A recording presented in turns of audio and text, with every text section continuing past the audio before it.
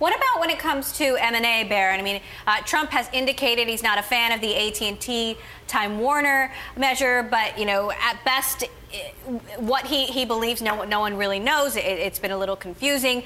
There's been other analysis that Trump could be good for M&A, that a Sprint T-Mobile could merge in this era if they wanted to. How do you think the FCC, a Trump FCC, will weigh in on M&A issues? There's really no way to tell. We have to wait to see who becomes chairman and who takes over antitrust at the Department of Justice. But the people who actually follow these things are, in general, skeptical of the need for government intervention and are generally more willing to let deals go through. And then if there are issues, if there are real demonstrated harms to consumers, to come up with conditions that would really respond to those instead of either blocking deals or using conditions just to regulate without going through the normal process as the Obama administration has done. So I think probably we'll see deals more likely to go through, but it depends. And if you saw a wild card chairman come in that might follow through on what Trump has tweeted about, maybe things would be different, but there's no way to tell at this point. Silicon Valley, Larry, is in an interesting position, having been so outspoken against Donald Trump, and yet these are some of the most valuable companies in the world.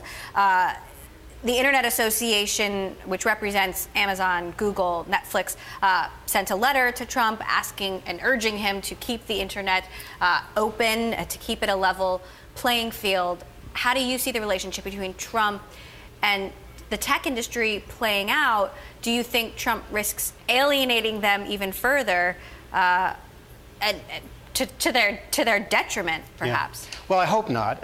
You know, again, we don't really know. We have so little to go on. There was no real tech policy position by the Trump candidacy the way there was for Secretary Clinton. So most of this is a lot of speculation. But I think what we can hope for is that Republicans, you know, are free trade. Silicon Valley likes things to be left unregulated, and hopefully those things will align and the sort of character differences will work themselves out. Barron, one thing we do potentially know is Trump's stance on immigration. We don't know necessarily how that would impact things like the H-1B visa issue, but that is something that obviously, you know, tech companies very much rely on. That there are a lot of skilled immigrant workers that work at technology companies in Silicon Valley. You know, aside from M&A, aside from the FCC, you know, what are the sort of clues that you're looking at based on what Trump has said so far about how he will approach the tech industry? Well, again, it's anybody's guess.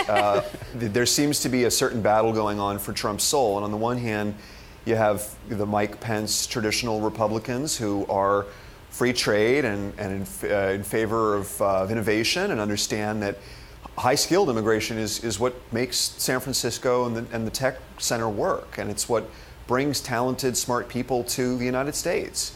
And then on the other hand, you know, Steve Bannon has said things about there being too many Asians in the United States, and that maybe it's a problem that for our civic society that we need to do something about immigration. I mean, it's really unclear, and I am not confident that we know what will happen, but we're going to have to see how this transition shakes out and what happens right now in this very tumultuous process. And for people who are wondering when we'll get some comfort, when we'll know something, historically, these major appointments in the tech sector end up happening pretty close to inauguration. I mean, for example, the FCC chairman was not named by Obama until January 12th.